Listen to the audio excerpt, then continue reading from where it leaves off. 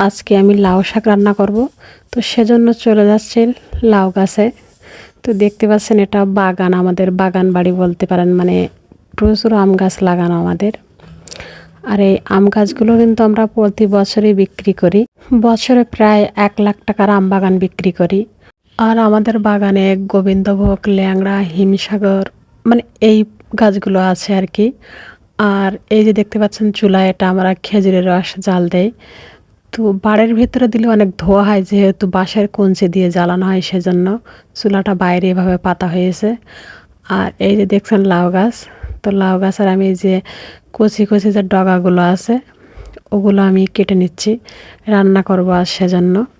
এতে কিন্তু এখনও লাউ আছে, তারপরেও ডগা কেটে খাচ্ছে এটা আমরা। লাউ গাছের ডগাও কিন্তু খুব ভালো লাগে খেতে, আর এতে কিন্তু প্রচুর পরিমাণে ভিটামিনও আছে। তো এই গাছটা যেহেতু আর রাখবো না, তো সেজন্য এর ডগাগুলো কেটে কেটে নিচ্ছি এভাবে, মানে যতদিন খেতে পারি আর কি। এই যে দেখতে পাচ্ছেন বাগানে আনারস গাছও আছে, কিন্তু দুর্ভাগ্য একটাও আনারস এখনো আসেনি। আর এই যে দেখতে পাচ্ছেন এটা আমরা তাল সুপারি বলি, কিন্তু আপনাদের ভাষায় কি বলে বা এটাকে কি নামে চেনেন আমি জানি না। তো এতে কিন্তু কোনো ফল হয় না, এটা শুধু দেখার জন্য শো। আর এই যে দেখছেন আমাদের বাগানে কমলা লেবু গাছও আছে। তো এখানে কমলা লেবু এখনও হয়নি কখনো।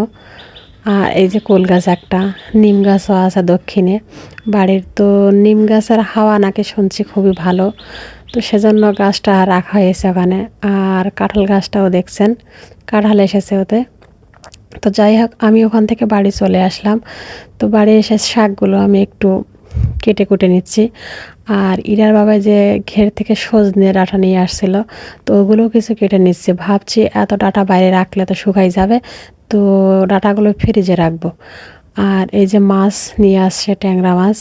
তো মাছগুলো আমার দাদি শাশুড়ির কাছে দিলাম একটু কাটতে, তো ওনার কাটাকুটি হয়ে গেছে। তো আমাকে বললো একটু ধুয়ে নিতে আর কি। তো সেজন্য আমি মাছগুলো ধুয়ে নিলাম ভালো করে পরিষ্কার করে। এই যে, তো এখন আমি রান্না করব। তো রান্না করতে যাচ্ছি, প্রথমে আমি কড়াইয়ে তেল দিয়ে দিলাম, দিয়ে তার ভিতরে পেঁয়াজ কুচি দিলাম। মানে রেগুলার রান্নায় আমরা যেটা ব্যবহার করি আমি কিন্তু সেটাই দিয়ে রান্না করি আর কি। এক্সট্রা কোনো কিছু ফর্মালিটি যাতে করি না আর কি, কারণ সাধারণ রান্নার কিন্তু স্বাদ অনেক ভালো হয়। আর আমি মনে করি এটা অনেক স্বাস্থ্যসম্মত। তো সেজন্য কম মশলা দিয়ে রান্না করার চেষ্টা করি। কথা বলতে বলতে আমার এই যে মাছগুলো কষানো হয়ে গেছে। তো টাটকা মাছের কিন্তু একটা স্বাদ আলাদা। তো যাই হোক, আমি এবার তরকারিটা চড়াবো, মানে যে লাউ শাকটা, সেজন্য আমি পেঁয়াজ কুচি দিয়ে ওর ভিতরে একটু নেড়ে ছেড়ে আর যে বাকি মশলাগুলো আছে সেগুলো কিন্তু আমি এর ভিতরে দিয়ে দেব।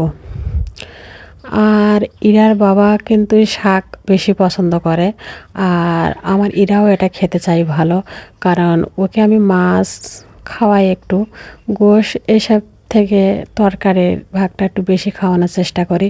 তো এসব শাক পাতা আমি ওকে বেশি খাওয়ানোর চেষ্টা করি, যাতে ওর একটু পুষ্টি হয় শরীরে আর কি। ডাঁটা জাতীয় শাক যেহেতু, সেজন্য আমি একটু ঢাকনা দিয়ে ঢেকে দিলাম একটু সিদ্ধ হওয়ার জন্য।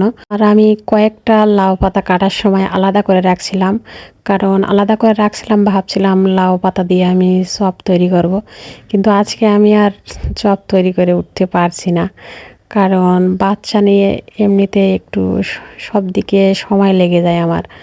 আর সব কিছু যেভাবে মনে করি আসলে সেভাবে করে উঠতে পারি না।